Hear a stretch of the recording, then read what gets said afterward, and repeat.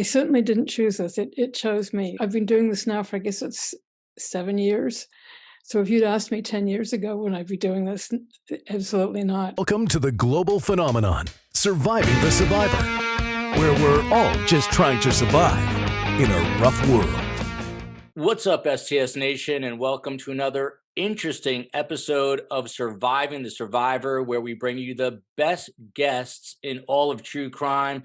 Today, no exception.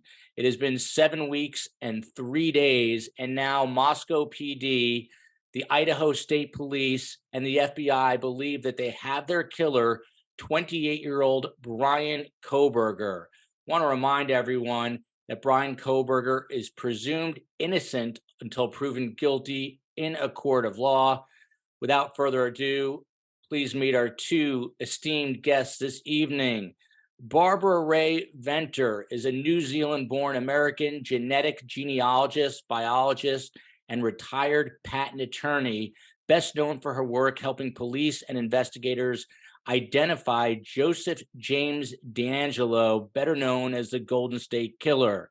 After retirement from her law career, Rae-Venter started researching her family history as a hobby in an attempt to help a family member find his biological family. As part of this work, she was asked to help identify a woman who had been abducted as a child.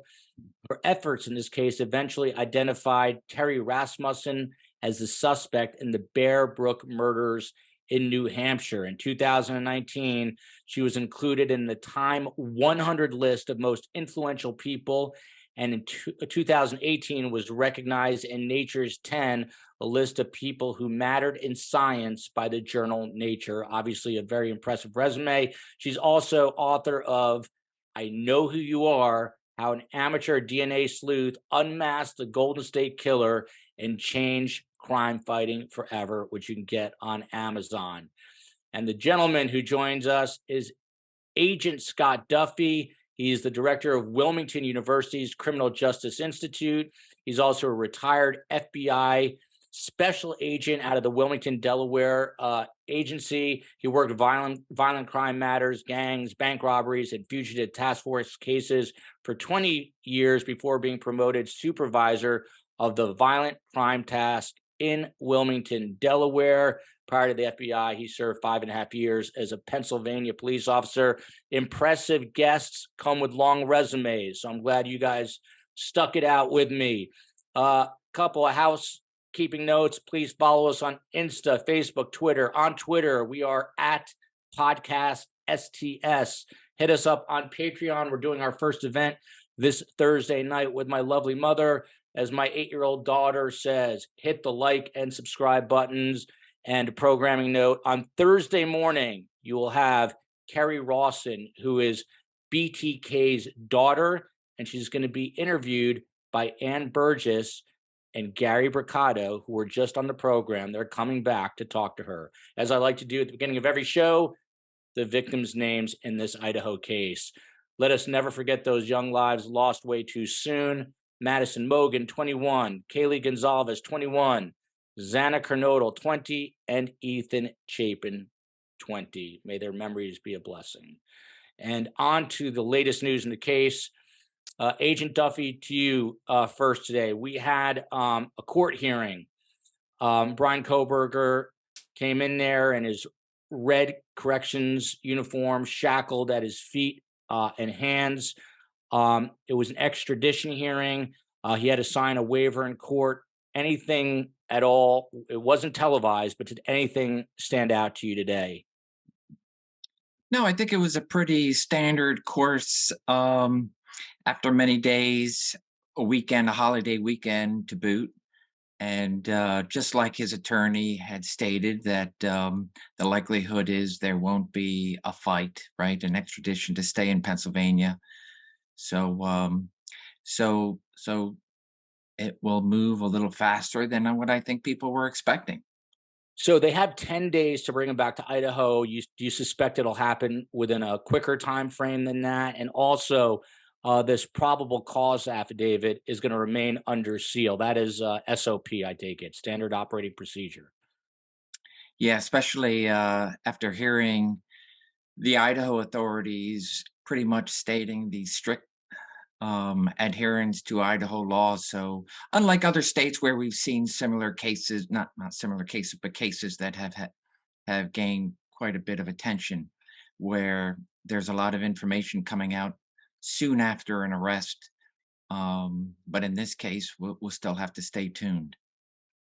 Barbara, I'm curious, a case like this, which is super high profile, obviously you helped crack the Golden State Killer case. How closely do you watch something like what's going on with Brian Koberger and these 4 young students who were murdered in their home in the middle of the evening? I've been watching it fairly closely, mainly because I think the fact that they've stated that they were using investigative genetic genealogy, of course, for me is exciting.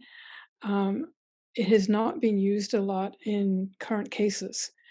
And I've been really hoping that law enforcement will start using it more for that. And so I'm hoping that this case actually, because it is getting so much airtime, might do for using it for live cases what GSK basically did for IgG all the way around. When I had my initial appearance on the phone with you, you told me that you think this might be the first active case where IgG is being used, and that is investigative genetic genealogy, if I'm correct. But is this the first active case or one No, of the first active? No, it's one of the first. I mean, there've been some others that have actually been kind of notorious. There was one, it was a case where an elderly woman was playing the organ in her church, and I guess she was there by herself, and she was attacked. She was left for dead, but she was neither killed nor raped. And so using that case, using GEDmatch, which is one of the databases that we use for finding people, the file was uploaded to GEDmatch and it didn't meet the criteria. And what ended up happening is that the people who run GEDmatch then totally opted everybody out who had opted into law enforcement matching. So in one fell swoop, we went from something like close to 2 million people who were potential matches to 0. And so that was one of the earlier cases where it was used in a current case. And there have been a handful of others, but this one is so high profile. It's possible that people will start thinking more in terms of, yeah, you can really use it in real time. And we're going to dig a little deeper into your whole world of genetic genealogy. But you were a patent attorney, and then you basically became a sleuth. Did you ever think this would come about? And do you find it odd still that you get all these accolades from your work in law enforcement as opposed to your work in law? Yeah, I certainly didn't choose this. It chose me. So if you had asked me, well, I've been doing this now for, I guess it's 7 years. So if you'd asked me 10 years ago, would I be doing this? Absolutely not. My plans for my retirement were playing some tennis, doing some traveling, and working on my family history research. I did not see myself doing this kind of work. They're very fascinating. Agent Duffy, Scott, if I may, back to you. Take care of some of the news of the day. So the suspect was questioned by the judge in this hearing, and he told the judge he was not on any medication that would impact him making any sorts of decisions. There is some talk that he has, maybe some issues that would require medicine, but he told the judge he's okay. That again is fairly standard, I assume. Yes, it is. So the judge, just like the initial interviewers, anytime that I've interviewed somebody, you're going to ask them about their current situation. Are you intoxicated? Are you under the influence of any drug, illegal and legal? And ultimately, I just want to make sure that before somebody waives their right to an attorney, they know that they're of their full mind to consent to an interview. So no different with the judge reiterating the rights that are read prior to an interview. The judge is providing the Miranda and basically making sure under oath and a recorded session that the individual before him is of a sound mind and making rational decisions. Of course, the moment he was arrested, a lot of people said, hey, he's going to, plead insanity. At least at this point, doesn't seem like that is the case. I'm curious as to both your takes on this. You're both human beings before you're anything else. He came into court, Koberger did, made eye contact with his family. They were sitting in the front row. He nodded at them. His mother cried. His sister comforted the mom. A deputy had to bring her tissues. Barbara, I'm just curious. I know you broke the case. I don't know if you ever spoke to the Golden State Killer's family. But from an emotional standpoint, obviously the victims are these 4 college students and their families. But do you feel for the suspect's family as well, who were at home at the time that warrant was issued and they went and captured their suspect? Yeah, I mean, I know for the Golden State Killer, I was aware that he had been married and that he had children. In fact, when he was arrested, I believe he was living with, I think, his granddaughter. And yeah, I remember thinking how absolutely horrible that must be to then suddenly be learning these horrible things about somebody that you probably love and care about. And the same thing is true for Rasmussen, who was the person that I identified who'd been responsible for the Bear Brook murders. Again, he's got family members. In fact, to confirm that we'd identified the right guy, they got Y DNA from his son. And yeah, I mean, I can't imagine what that must be like. It must be terrible. And Agent Duffy, Thursday morning, we have Dennis Rader's daughter on, the notorious BTK serial killer. I've been dealing with her, offline, sweet as can be. Just because there's a monster in the family doesn't make the family heinous per se. I mean, do you have thoughts about what the family is coping with right now? Yeah, the family of the suspect. Yeah. Well, Ab- ab- obviously the victims' families are tortured. That is Yeah. for sure. But I was speaking about the suspect's family. Yeah.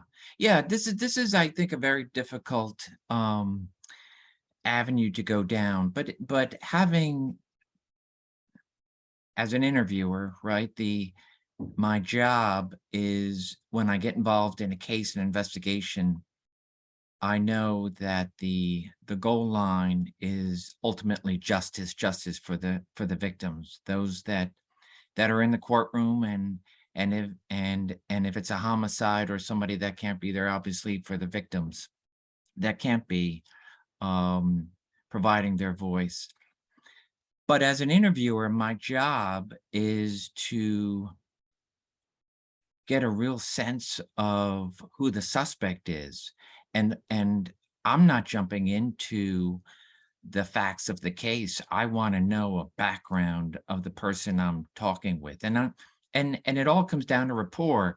And especially today where interviews are recorded, I've watched my interviews in a courtroom when I'm there befriending the suspect, and then looking in the eyes of the victims in the courtroom. So it's a difficult time, but it's a job that we know we have to take to secure, I don't want to say a friendship, but in sense of developing a real true relationship in the moments that you're going to be together, because ultimately it's getting to the truth, and that truth itself will be evidence used in a courtroom ultimately to secure a conviction.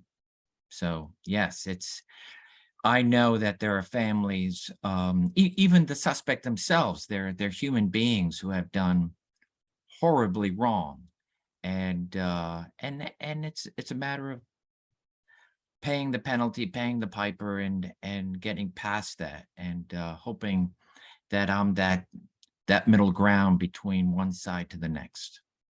And we have every week on Saturdays, Detective Phil Waters, who's a legendary detective out of the Houston PD. There was a show called The Interrogator, about him because of his ability to get confessions in the interview room. He actually said he hated the title of his reality show, The Interrogator, because he uses the same word as you, rapport. He says it's all about a relationship. He builds trust, he builds a relationship, and ultimately is pretty amazing at getting confessions. I'm curious from both of you, the $64,000 question, which is really a $64 million question, still is why? Why did this guy do this to these 4 innocent college students? And Barbara, I'm wondering if you've given that any thought. Well, I have, but I don't know that there's enough information out there to really come to any solid conclusions. And I had heard that one of the girls was attacked more than the others. And so I suppose one obvious conclusion to come to is that maybe he was either in a relationship or wanted to be in a relationship with that particular woman, and had been thwarted in that quest. Other than that, I really don't have any idea why he would be doing stuff like this. It seems incomprehensible. Agent Duffy, have you given any thought to the question as to why? Yeah, I think that you're absolutely right. That's a $64 million question. It's I think that's what is intriguing in this case is there are cases of horrific crimes that are committed all over the country, and we absolutely feel for the victims' families, and but quickly go to why was it done, and it's important for investigators to figure out the motive, absolutely. But I agree with Barbara. Ultimately, the only person who's going to provide that motive is the suspect, and we can all speculate and go with the evidence and scrub through social media and interviews with family and friends and colleagues and classmates, but ultimately, the motive lies inside that person's head alone. I haven't been in the true crime genre a long time, but I've been in broadcast news 27 years, and I'm just always intrigued by the people I meet, like you. But everyone I meet who's a former FBI special agent or a former investigator, on this show at least, is very measured and very thoughtful. Agent Duffy, you are no different. I'm always intrigued by that. You guys put your emotion to the side and really follow the evidence to get the people you are hunting down. So kudos to you. Barbara, we've heard a lot about your area of expertise, which is this IGG. You're going to hear that term a lot tonight. Investigative, genealogical, am I saying it right? Investigative genealogical. It's investigative genetic genealogy. Genetic genealogy. I'll have to get it right if we talk about it a lot. So today, there've been a lot of reports about it in the news, but today, NBC News was reporting that 2 law enforcement sources familiar with the investigation have said that DNA evidence played a key role in linking the murders to Kohberger. I'm just curious because, you know, you've got the inside scoop on some things. I know you're probably not privy to this case. Have you, in your own research into this case, anything that stands out to you about how they were able to obtain this DNA, or you're just like the rest of us right now? Well, I'm just like the rest of everybody else. I mean, I don't have any more information than anybody else does. My best guess would be he was using a knife and he was killing 4 people. One would assume that it's possible that he cut himself in that process and that his blood was at the scene, and that would be the source of the DNA. Totally guessing. But you know, if they're saying it was a key component, then it does suggest that they had some source of DNA. Since there was no sexual assault, that would be my next best guess as to what the source of the DNA was. The other option would be one of the girls, I guess, fought back And the possibility would be there'd be stuff under her fingernails. But I think I mean, if you're trying to kill 4 people with a knife, I think there's a good chance you're going to cut yourself somewhere along the line. Yeah, and there was some body cam footage, which we're going to get to, and cyber sleuths were all over it, saying it looked like he had a wound that was healing on one of his hands during a traffic stop on the way back. But I'm curious. I think we're going to get to a bunch of viewer comments for both of you. One of them just plainly asked, would this case be solved if it were not for investigative genetic genealogy or DNA? You think this killer would still be on the loose right now? Well, I don't, I don't know what else they have. I mean, they've got this and the more circumstantial stuff of the car. So I don't think I can really answer that question. Okay, fair enough. Agent Duffy, we had the court hearing today, and afterwards, the Pennsylvania State Police held a press conference. You're a police officer at one point in Pennsylvania. Major Christopher Paris said that they were contacted by the FBI, where you worked as well, to help with surveillance of the suspect after Idaho law enforcement issued a search warrant for his arrest. They basically entered his home, as Ann Burgess, who we had on the show, pointed out, right around the same time he committed these crimes, about 3 a.m. or so. The major went on to say that windows were broken. They were able to seize the white Elantra that they were looking for, and his parents were home at the time of his arrest. Can you just walk us through what that situation is like? In the overnight hours, you've got a SWAT team, Pennsylvania State Police. They've been surveilling him. They've got 3 search warrants. How do they physically, do they all surround the home, and what goes into this process? Yeah.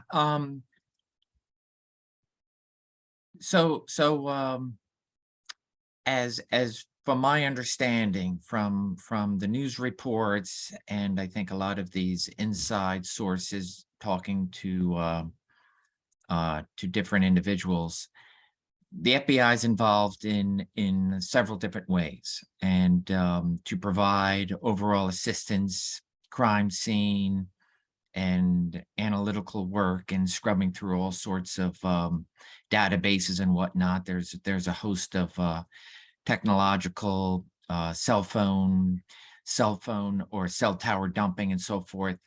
So ultimately, Idaho is the primary agency, and having worked with all their partners, come up with a suspect.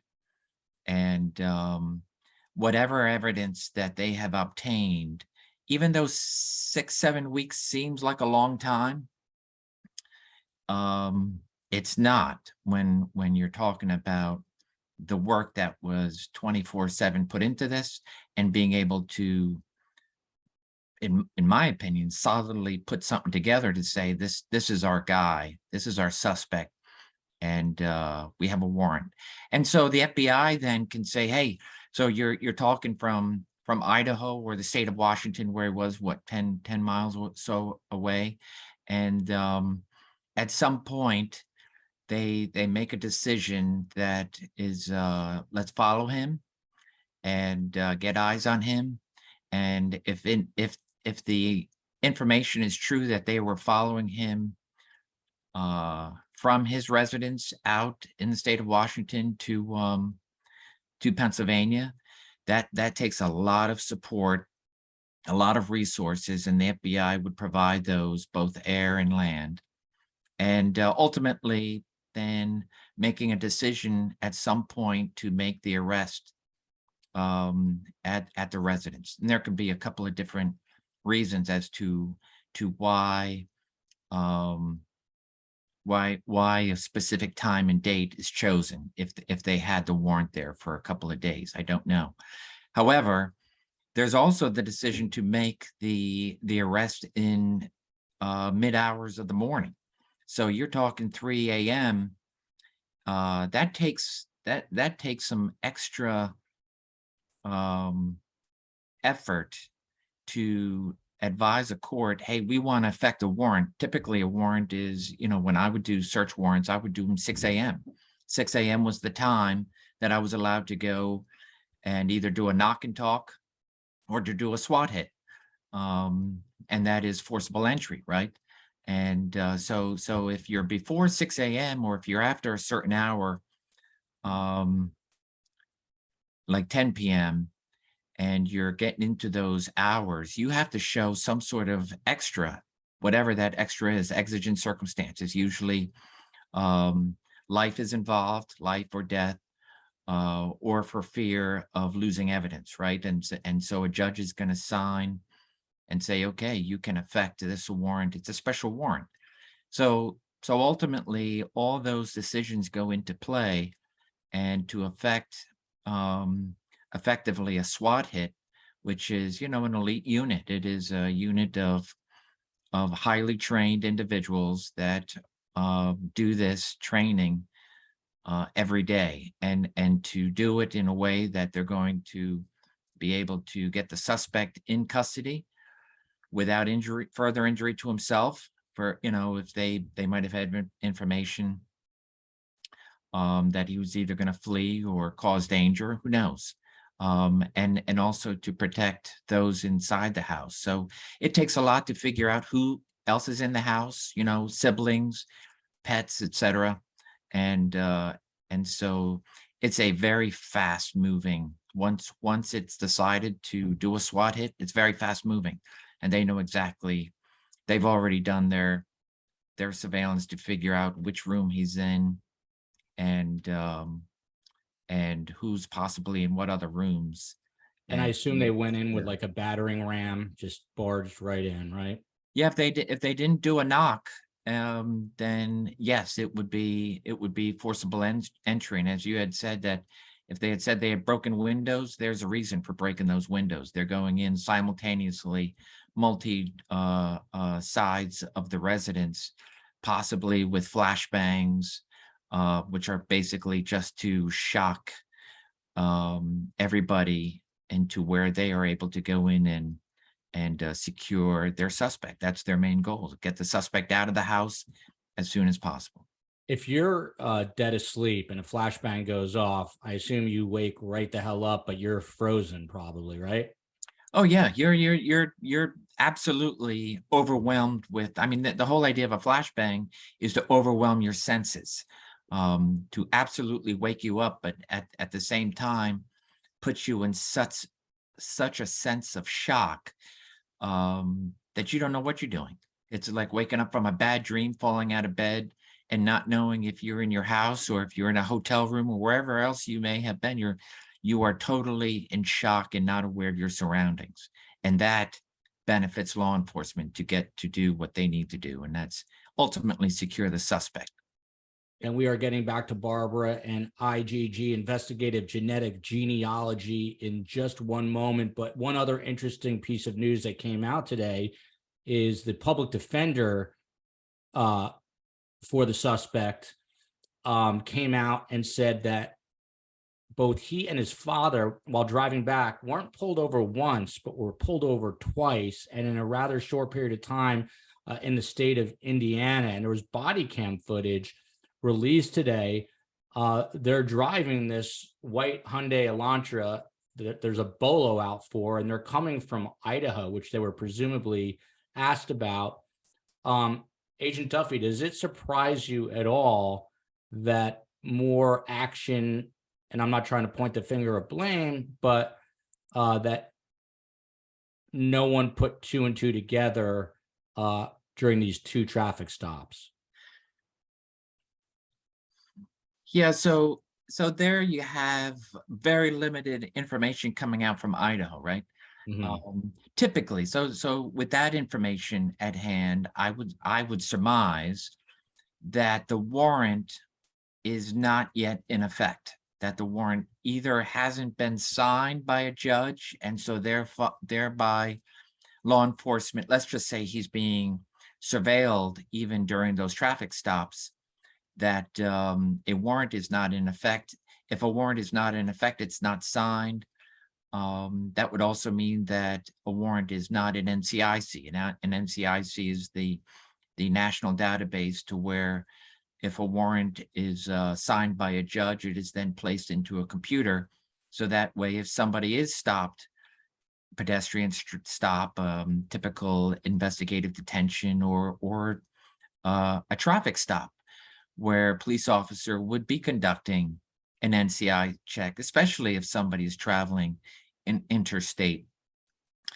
And that would tell me that the police are not aware that a warrant exists because it's not in the system. And so thereby they're doing their job. I don't know what the reason for the stop was: speeding, or Yeah, perhaps just one was, I believe they thought he was speeding, and one was getting too close to a car in front of them. and it's possible that those traffic infractions existed. However, they could have also been used as ruses where law enforcement is simply doing traffic stops, maybe at the request of authorities, just to kind of get a gauge. Hey, there's nothing out of the ordinary for a traffic stop to happen, especially on such a long travel, right? And so thereby law enforcement can go in, do an investigative traffic stop, and obtain the information of the two individuals. Perhaps they knew that an individual was in the car, but they didn't know if it was the father. So maybe they get a gauge that way. And you have body cam footage, so that's going to be used later. And so these could be tools that law enforcement simply used in order to get additional facts. For example, get a good eye plain view of what's inside the car, nothing that stands out of the ordinary, so thereby let them go. And law enforcement has now gained additional information that you otherwise are just suspecting. And so it's good either way. But my guess is that a warrant had not yet been placed into any law enforcement database, and so thereby local law enforcement was simply doing their job, whether separate incidents not related to each other, or perhaps something to develop a larger picture, which we'll find out later. Barbara, back to the issue of DNA. So, early on, we heard about forensic testing, no hits in the CODIS database, which is the national database. Can you just explain, and this technology and this science so well, but to the layperson like myself, what differentiates kind of traditional DNA from the IgG, which again is investigative genetic genealogy? So they actually use two different types of DNA. So the CODIS database, it uses, it looks at 20 markers in the DNA that are what are called short tandem repeats, or STR markers. And so what those are is they're repeating sequences of DNA. So you might have 3 nucleotides that are repeated 20 times in a row. They are a result of mutations. And so again, you're using mutations to track people who are closely related. The more mutations you have in common, then the more closely related you are, because these mutations have been collecting over the millennia. So it's a different type of DNA. For the investigative genetic genealogy, we use what are called SNPs, which stands for single nucleotide polymorphism. And so that is just a mutation in one base in the DNA. So you might have, say, you've got 4 different bases, and one of those might have been changed from, say, an adenine to a thymine. And so that then changes the sequence in the DNA. Again, you're looking at accumulation of mutations. The more mutations you have in common with someone, the more closely related you are. As I mentioned, there are 20 markers that are used for the STRs. For the SNPs, the most commonly used systems are looking at between 700,000 and 800,000 SNPs. And so you're looking at all of those to see who has which SNPs and how many of them you share in common with somebody else. So Agent it's Duffy, just totally different systems. I'm sorry. I told it I was going to say, Agent Duffy, I'm going to quiz you on all this. But all joking aside, I know you're retired. How did DNA make your job?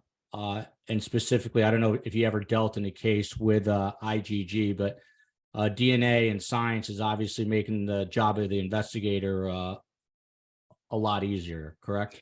So the SNP technology, the direct-to-consumer kits for doing that did not become available until 2007. So and I retired in 2005. So they're actually a major advance for people who are doing any kind of family history research, because you can look at all of your relatives. Before so this is what's called autosomal DNA. This is your chromosomes 1 through 23, if you remember your biology from high school. Very little. So before that, there were two tests that were available. One was Y-DNA, and of course, only men have Y-DNA, so that meant it was easier for men to do some family history research than it is for women. The only test that was available, this is actually for both men and women, was mitochondrial DNA. The key about both of those types of DNA is that they are passed on from one generation to the next virtually unchanged. The autosomal DNA, on the other hand, each child gets a different random mix of their parents' DNA. So you can, with Y-DNA or mitochondrial DNA, you can go back 25, 30, 40 generations. With the autosomal DNA, at most, you can probably go back 6 or 7 generations because of the change with every single generation.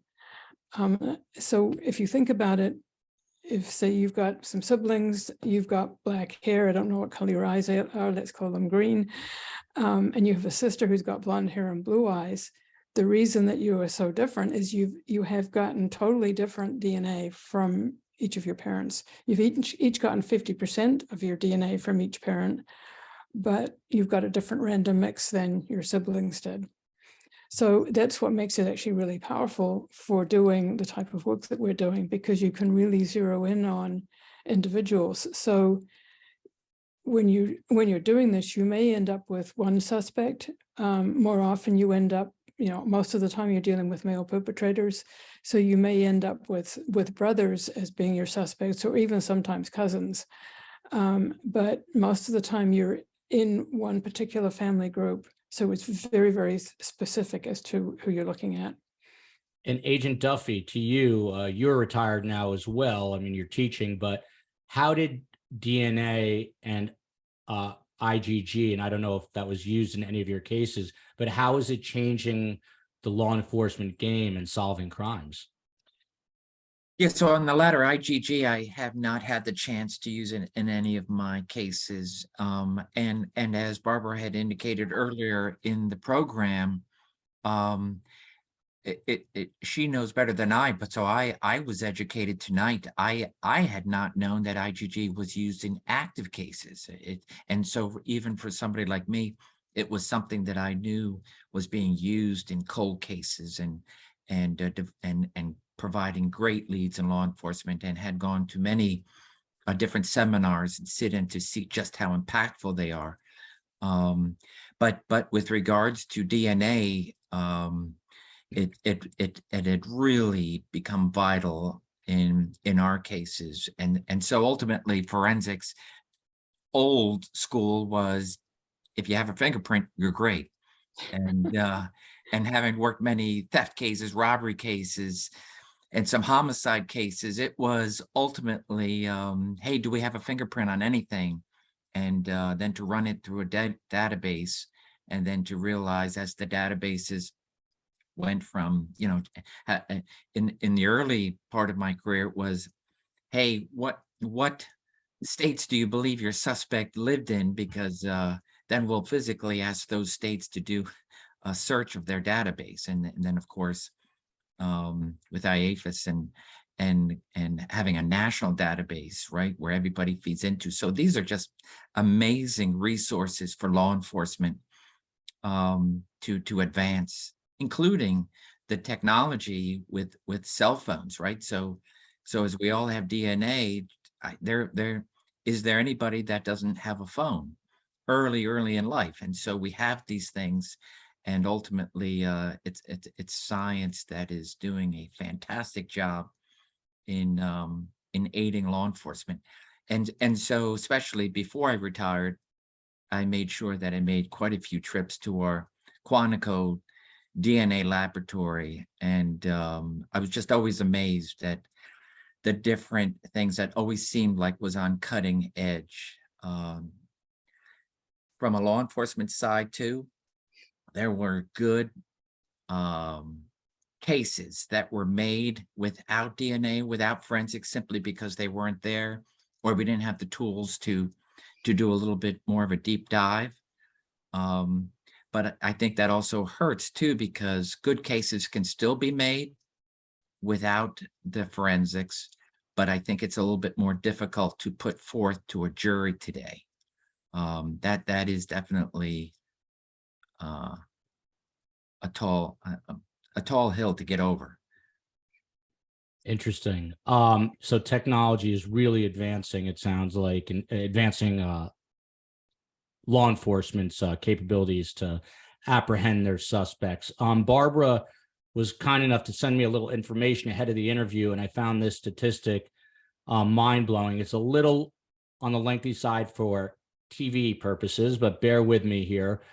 The cost of time, personnel, and money for trying to identify the Golden State Killer over 43 years prior to the use of IgG was significant.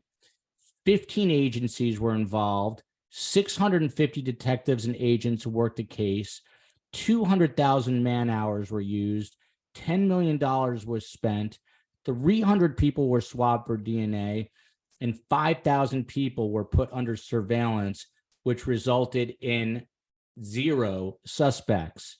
Now, with the assistance of IgG, the case was closed in 63 days by 6 people, costing $217.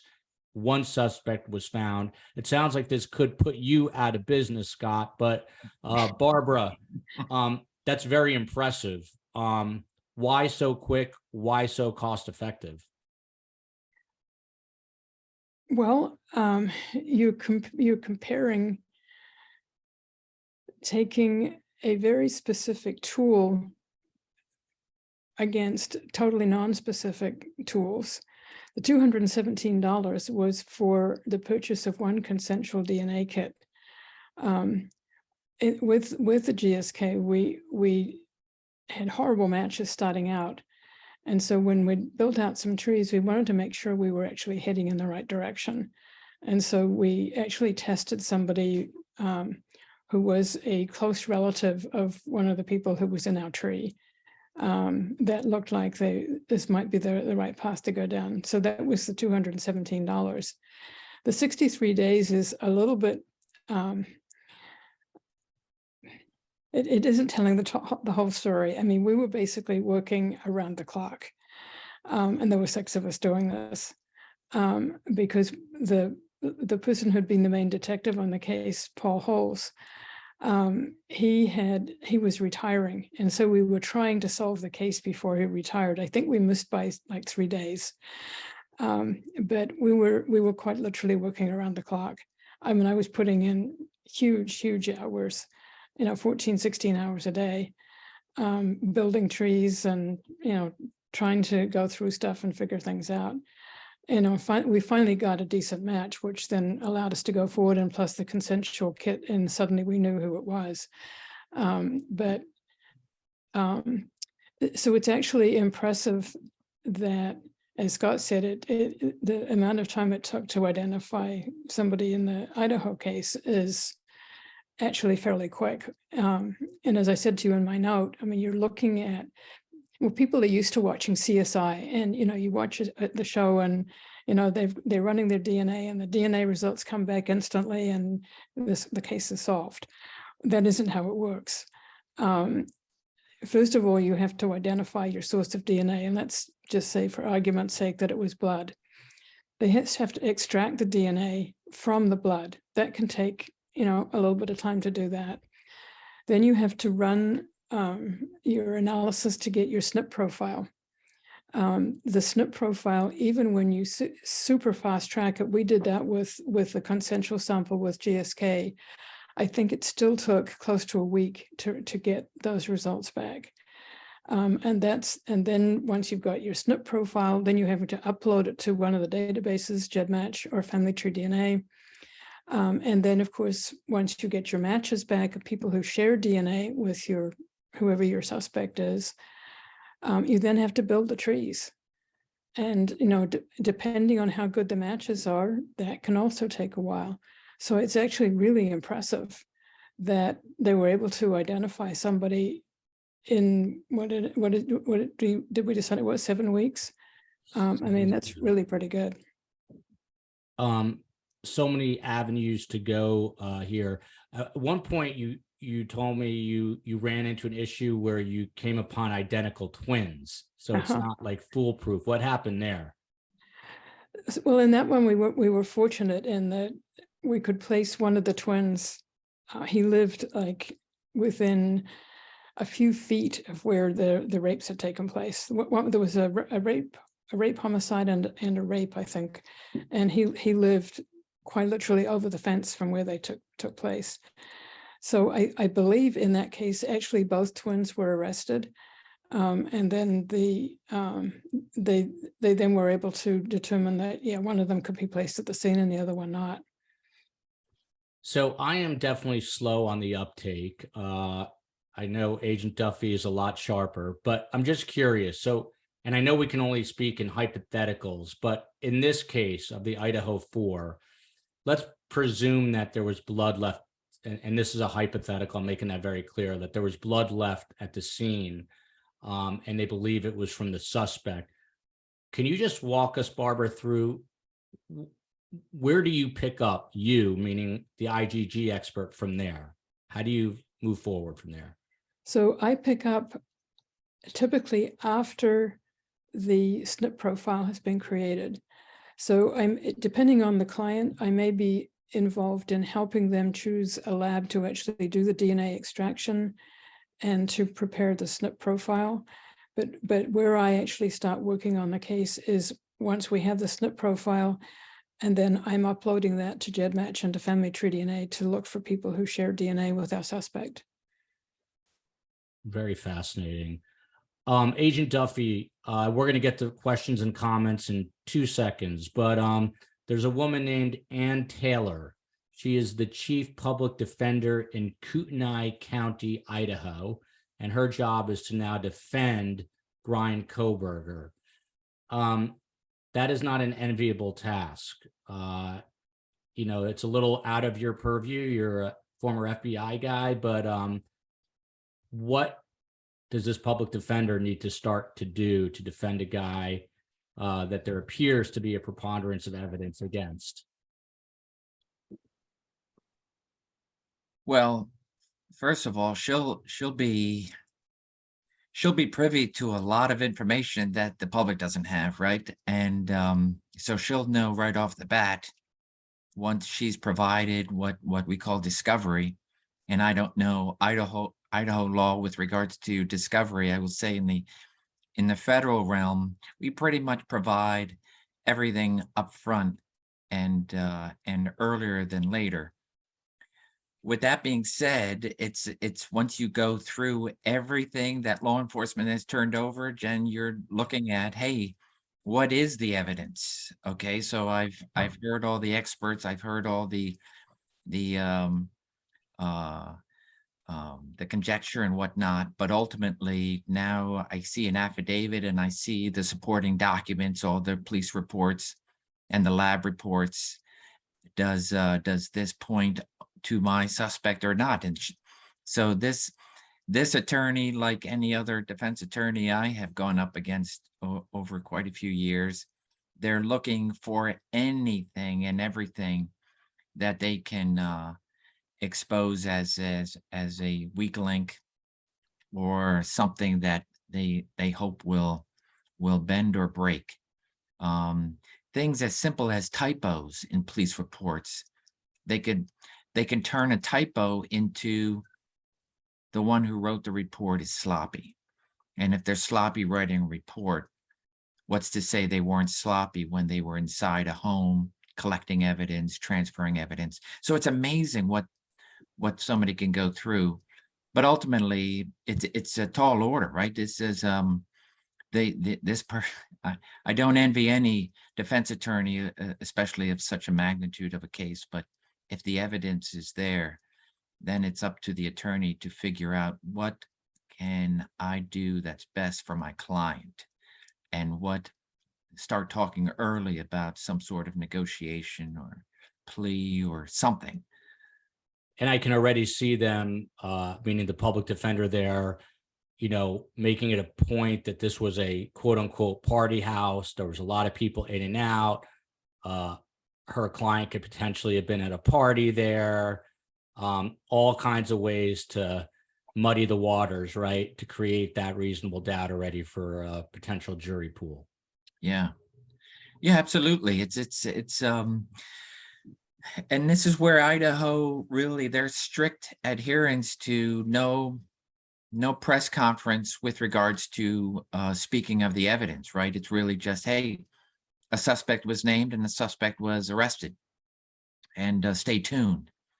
So it's up to the defense attorneys to really start trying to put the word out about, okay, so let's just see how much of smoke and mirrors we can create. But ultimately, it will come down to the evidence will speak for itself. Well preserved, well collected, a lot of time, thought, and professionalism put in, and to securing that evidence, and ultimately getting to if in fact the information is correct that this was done through IgG, and it is ultimately the DNA that led to Brian's identification and capture. It's it will be a tough battle, and so ultimately I think the negotiations behind the scenes with that will also be starting. And Barbara, to Scott's point, it gets harder and harder to argue with science, right? These IgG results come back and you can pinpoint something. It's tough to argue against that. So just to clarify, it's actually not the IgG results themselves that are used to secure the warrant. So when I identify somebody, I give that name to the detective I'm working with. They go out and collect their own sample, either surreptitiously or with a warrant, and then that is compared against the crime scene DNA. Nobody's taking my word for it. So it's not the IgG per se that's actually the source for the warrant or for the affidavit. It's the sample that is collected subsequent to that by the detectives that then confirm that I've identified the right person. That's an interesting distinction. Let's move on to some questions and comments. First one comes from Silk 1491. Barbara, what is the average time it takes to determine a complete DNA profile? And greetings from Germany. To obtain the profile itself? That's what they were asking, yeah. Well, I mentioned this just a while ago. So it typically, if you super fast tracked it, you can maybe get it within a week. More normally, it takes anywhere from 2 to 6 weeks to get a SNP profile. Okay. So anybody who's tested an Ancestry will know that, they've sent in their kit, they're all excited, and, it takes 2 months later, they finally get their match results. So which are the most popular ones now? We've got Ancestry, 23andMe. Are there others? So the biggest databases are Ancestry and 23andMe. I think Ancestry is about, I want to say 20 million subscribers. And then 23andMe is not far behind. There is a newer company called MyHeritage. I think they're up to about 15 million. Those three databases, excuse me, unfortunately do not accept forensic files. I would love to have that many people to be matching against. The databases that we're using, GEDmatch, so for both GEDmatch and for Family Tree DNA, people actually, who are in those databases, actually have to opt in to law enforcement matching. So the number of people who are opted in at GEDmatch, I think, is somewhere around 350, 400,000. And then the Family Tree DNA database is about 2 million. So you can see why I really like to be in Ancestry or 23andMe. But it is not to be at the moment. Agent Duffy, this one's for you. And admittedly, there are not a lot of questions aimed in your direction tonight. This is one of them. And I'm kind of putting you on the spot here. This comes from J. Thomas Reset, a fan of the show. I was in Tallahassee during the whole Ted Bundy thing. He almost walked. It was pretty uncertain behind the scenes. There were witnesses from all over testifying. Recently, lots of references to Bundy are being made here. Bundy did not get a change of venue. You think Koberger will. Lots of puzzles and pieces. You do a great show with great guests, et cetera, et cetera. I know you're not a Ted Bundy historian, but from what you do know, does this sound like a case where there could be a change of venue? I mean, it's definitely an argument that can be made, right? And I imagine there is, it's written into state law with regards to what one side, typically here the defense, has to show enough to say, hey, we're not going to get a fair trial. Ultimately, it comes down to they got to show some sort of proof, evidence that they would not receive a fair trial in the location that the homicides took place. So it has to be moved.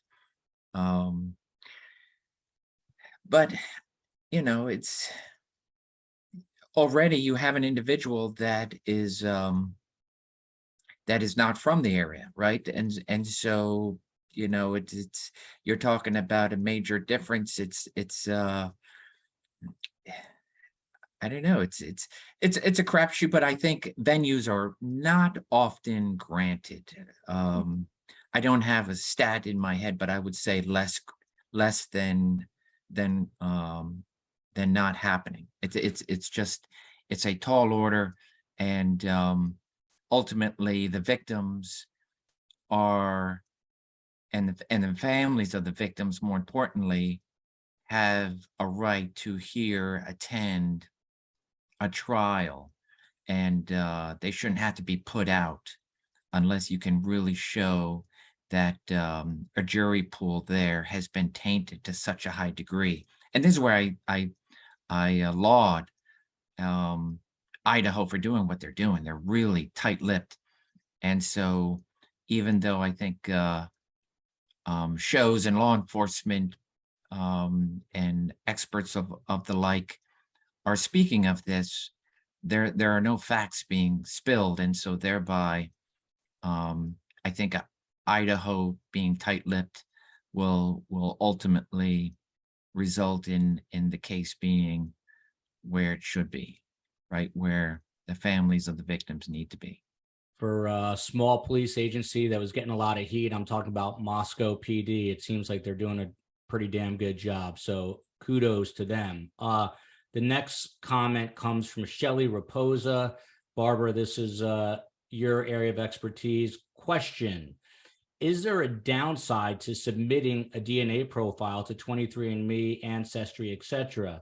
Are there things that average (parentheses non-criminal) people should consider or be aware of when they give their DNA profile? They're just testing at those companies? Not really. I mean, there've been several articles that have been written now. You know, people are very concerned about privacy and what if the companies get hacked and somehow people get, like insurance companies, get a hold of their DNA. I truly don't think that it's really a legitimate concern anymore, because all of that stuff is already out there. the horse left the barn a long time ago. So I personally don't think that it's something to be concerned about. The next one comes from Tredjasongen. The question, does it matter if one sends in DNA to one genealogy test firm or several? I mean, do they share info to help finding relatives and perps? So is one better than another to send it into? So there are only two databases that allow upload of forensic files, and that's GEDmatch and Family Tree DNA. So if you want to help law enforcement, what you need to do is you can test any place, and then you can download your DNA, what's called a raw DNA profile. You're not downloading your DNA, just the profile. It's a text file or a CSV file, and you can then upload that to Family Tree DNA and to GEDmatch and opt into law enforcement matching. That's the only way that you can actually help, and those are the only databases that do allow upload of forensic files. The other companies do not. Next question comes from Susanna Sunnybrook, who's also a good friend of the show. And this is putting you a little bit on the spot, Barbara, so feel free to tell me to buzz off, and Susanna. But can your guest, meaning Barbara, please clear up the following? Do we know for certain if the murderer's DNA in the form of blood, skin cells, or saliva was found on the victims or in the house? I don't think she knows the answer to that. If the answer is no, then how does familial DNA genealogy make a link to the murderer? Does that mean a relative of his was in the house as a past student or tradesman and their DNA has been found? This then allows a DNA genealogist to make a family tree and find someone of the same sex and age range they believe the murderer to be. Can you answer this? Sure. So no, there has to have been DNA from the suspect found at the scene. That's what they're using to try and find relatives. And so what it does tell us is that some relatives at some level, we don't know what level, it could be anything from, a very close relative to a distant relative, has in fact uploaded their DNA to one of the two databases that are used, GEDmatch or Family Tree DNA. And then those relatives are then what is used then to build the family tree. What you do is you look, so you're going to have multiple matches of people who share DNA with the suspect. And so what you're doing, you build out the trees for those matches. You then look for common ancestors, what we call a most recent common ancestor. You hope that you've got matches that are, for example, a second cousin match. Second cousins share a set of great-grandparents. So once you've identified that, say you've got 2 or 3 people who are matching at the second cousin level, you've identified this set of great-grandparents. Now what you do is, and these people, since they're matching with our suspect, what do we know? So we've got this one set of great-grandparents. We know that our suspect must also be a descendant of that set of great-grandparents. That's the key. And so then what you do, and this is the tricky part when you're doing IgG, is you're now having to build what's called a reverse tree. And so you're now taking that couple, that's the set of great-grandparents, you're now identifying all of their descendants. And then what you do is you use information that you know about the suspect in order to try and narrow things down. So let's go back to GSK. What did we know about him? We knew that the first rape that we were aware of was from 1976. So we could guess that he was probably born in 1956 or earlier. The crimes all occurred in California. He presumably lived in California.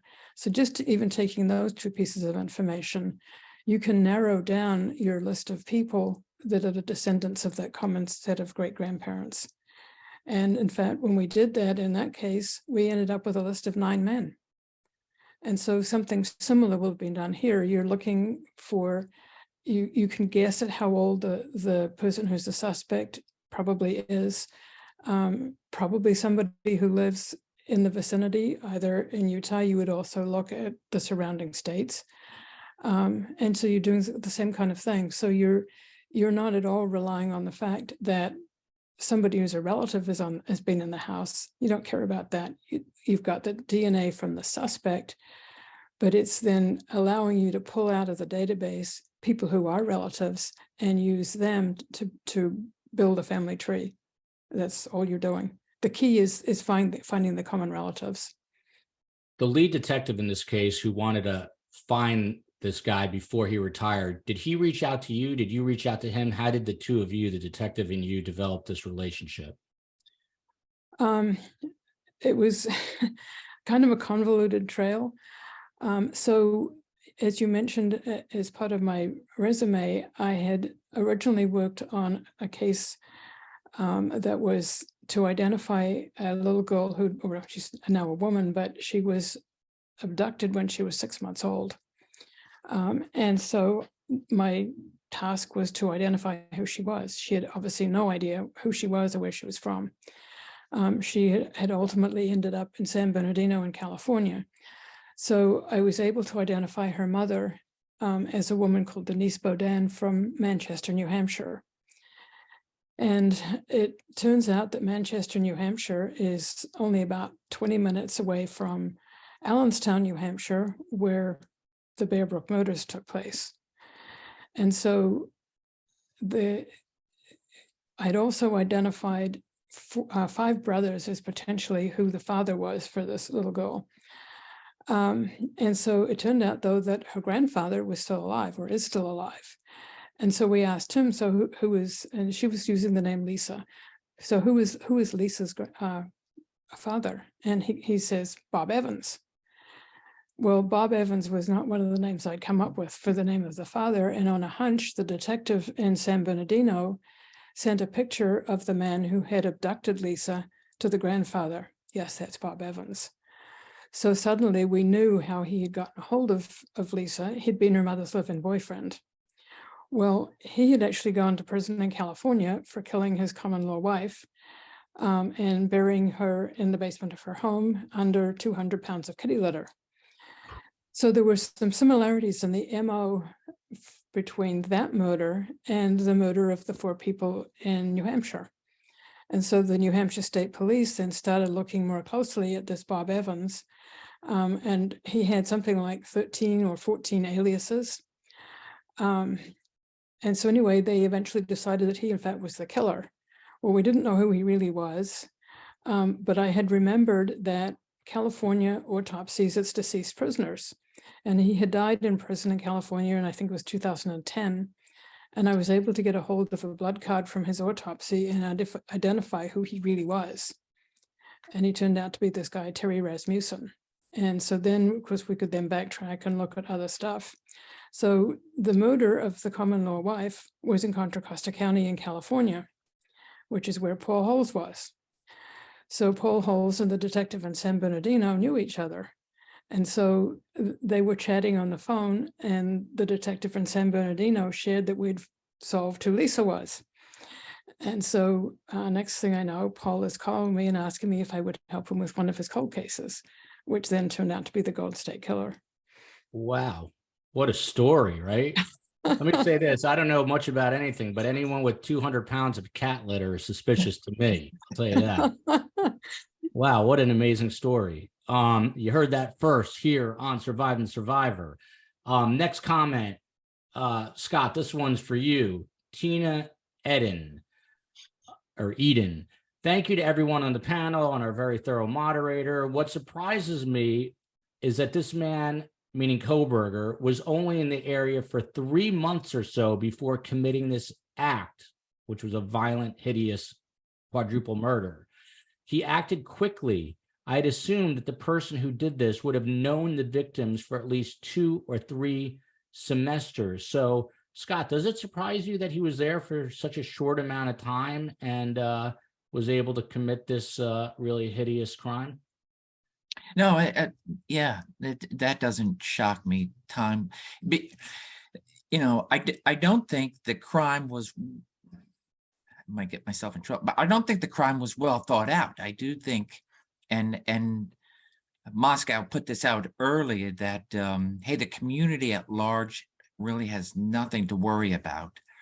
And I think they were saying that because of the brutality of the crime scene, that they felt through, as law enforcement patterns are developed and so forth, to say, hey, this is not just a random act and somebody's going out on the loose doing this. This is targeted. Somebody was the target of this crime within the house, and so thereby the community doesn't have to worry like a robbery spree going and so forth. And so and that's why I think somebody like this who commits such a crime, he could have been there days before, 3 days, 10 weeks, it's so the period of time, especially a shorter period of time, doesn't surprise me, especially if it turns out that this was a targeted and my sense, sloppy crime. I mean, this person went in with full force and rage and came out scathed, right? And leaving crucial evidence behind to which ultimately assists law enforcement. So no, the timing doesn't shock me at all that he had not been there that long. Barbara, this has nothing to do with IgG or DNA, but we talked about it in the show last night with Ann Burgess, who's a really famed, well-known profiler. The show on Netflix, Mindhunter, is loosely based around her work. Nina writes, I think we're intrigued because it's upsetting that this happens. We want to analyze it to figure out how we can avoid this. At least for me, I've been studying true crime since reading In Cold Blood and Helter Skelter back in the mid-70s. Barbara, why do you think people are so fascinated with these cases in true crime? That's a good question. I actually was a presenter at the most recent Crime Con in Las Vegas. There were 3,000 true crime fans there. Mm-hmm. I mean, I actually had no idea that it was there was so much fascination with these kinds of cases. I mean, I myself, I guess, do read a fair number of not so much true crime stuff, but murder mystery type things. I guess it's just it's a puzzle that you want to solve, and so there's some fascination with that. And I mean, there are so many people out there who are web sleuths, who on a number of the cases that I've worked on, there are people that will be sending in emails to the detectives on the case with their take on who they think it is, or sending in little family trees because they think that this might help. So yeah, I mean, people are just, I think there's something just fascinating in solving puzzles that is what gets people's imagination. Going back to Sherlock Holmes, right? We're all little Sherlock Holmeses out there. Yeah, well, that's a great point about puzzle solving. Scott, this one goes to you from Dream Thinker, good name. And this is fairly abstract, so I'm curious about your take. How early in his life, meaning Kohberger, could these issues have been identified / diagnosed? What can be done to address this more systematically? I found the recent interview with the daughter of BTK. She spoke to News Nation, to a friend of mine named Brian Enton. I found it to be enlightening and heartbreaking. What can we do to find these people and address their illness as early as possible? Can anything be done, Scott? I mean, it's a little pie in the sky, and I say that respectfully, but there are, these outliers, and we see it with school shootings. So yeah, I'll throw it to you. I'm the son of a psychiatrist and the son of a social worker, so I'm always thinking of the human mind. It's a big country, though, 380 million people or something. Can we prevent Brian Kohberger from acting? I don't want to say the short answer is no. I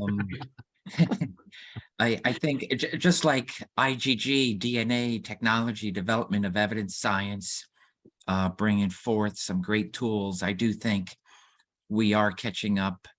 in the mental health, not to talk about there are any mental deficiencies here, but let's just put it on the table with regards to mental health.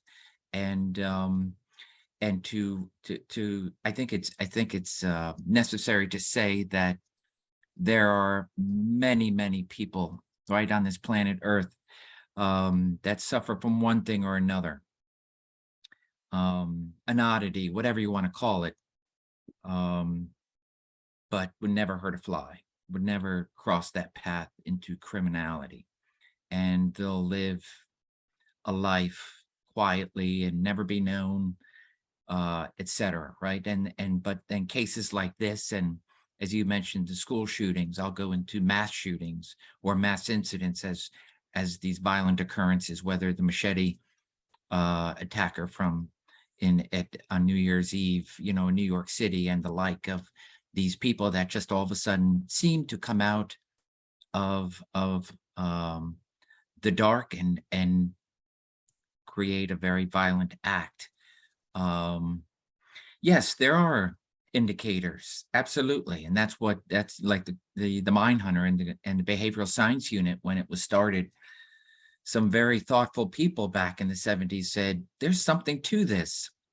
And can it ultimately be a tool to law enforcement, be a tool to preventing, and if not preventing, identifying, in order to secure that person and remove them from society and secure them incarceration, right? So yes, I think we're trying to figure out the balance of freedom of speech, and these civil liberties that we hold dear, but at the same time trying to figure out, as people really do put out on social media, every imaginable thought, filtered, unfiltered, and are they just spouting off steam? And first of all, is there enough law enforcement to go around and interview each and every individual that's put out something half-cocked and then wish that they could take it back, and then go to these extreme cases where they have crossed that line, have done something so drastic, so horrific, and we call it leakage, right?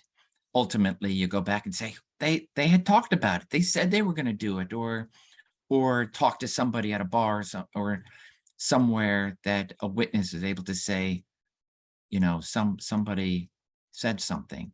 So we're learning, but I think we have a lot to catch up. I do hope that, just like all the technology that we have today to help do things we couldn't do 15 plus years ago, that we'll be able to put our finger on the pulse and try to see if we can put something together to use these leakage episodes and be able to have some sort of intervention, whether it be social work, whether it be law enforcement getting in front of somebody and being able to say or do something that might turn that person away from that obsession to a criminal act.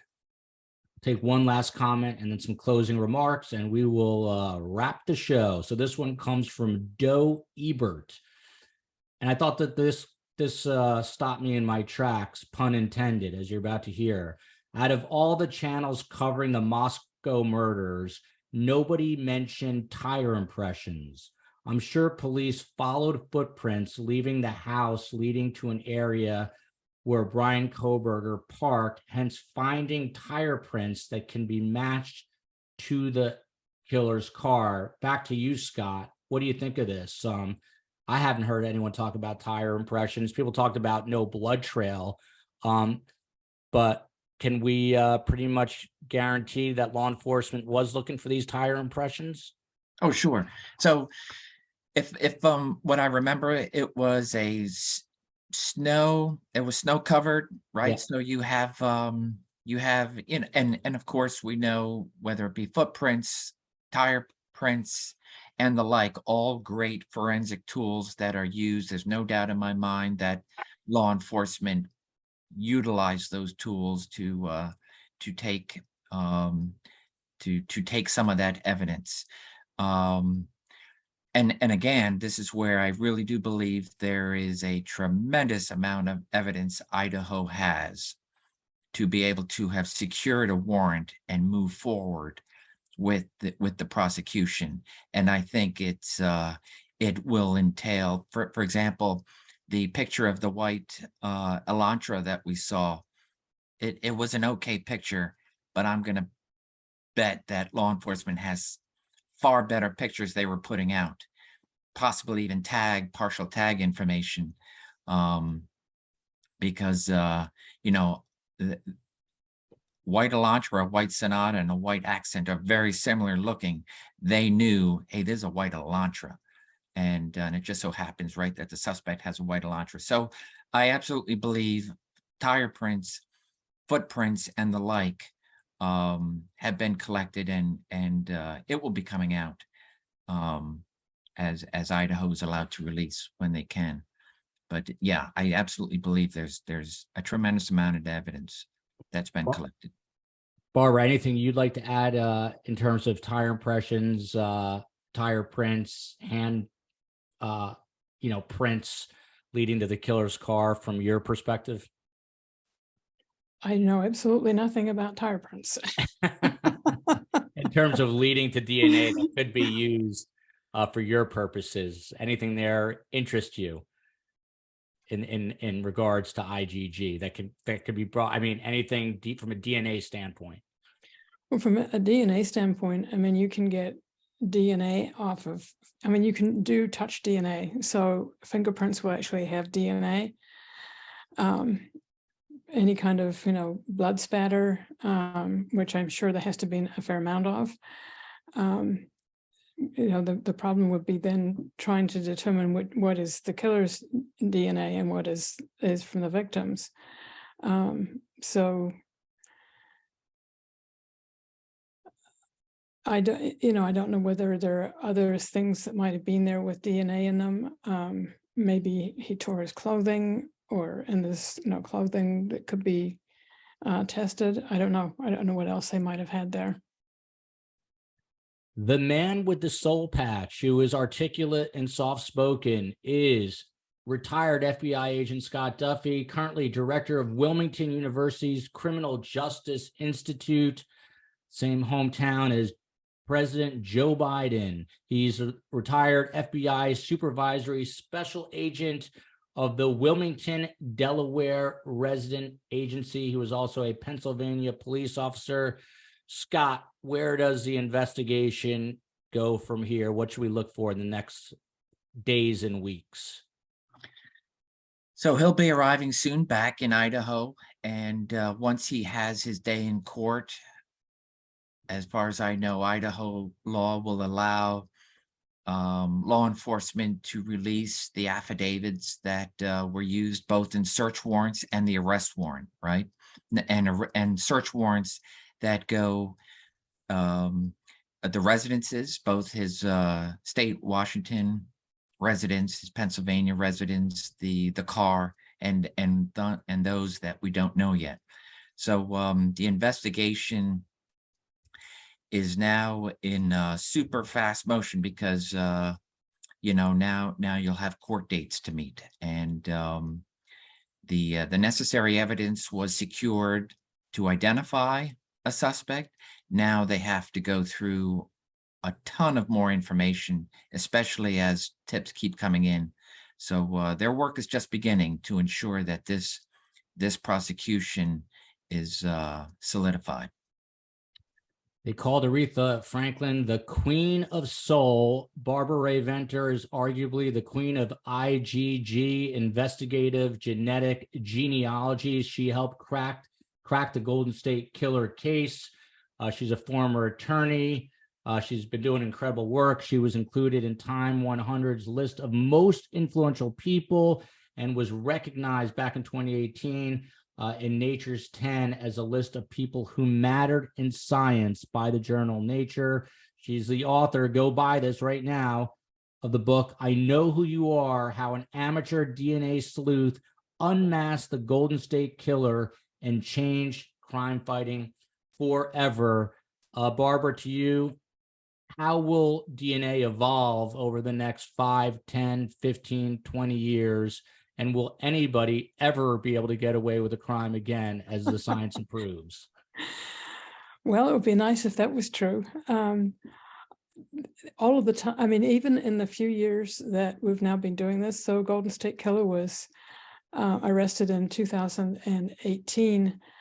Just in the last 3-4 years, we've seen huge advances, both in the amount of DNA that we can use to identify somebody. It's just gone down and down and down. There was a case just a few months ago, which was solved with the amount of DNA that is the equivalent of DNA in 15 cells. There's also been a couple of cases now where, first of all, we learned that there is autosomal DNA in the root shaft, so we can actually use rootless hair. And the amount of DNA that is in just one single male pubic hair, now there have been a couple of cases solved using that. So what you're seeing is advances in the tools themselves that we're using and in the sensitivity of the tests that we're using.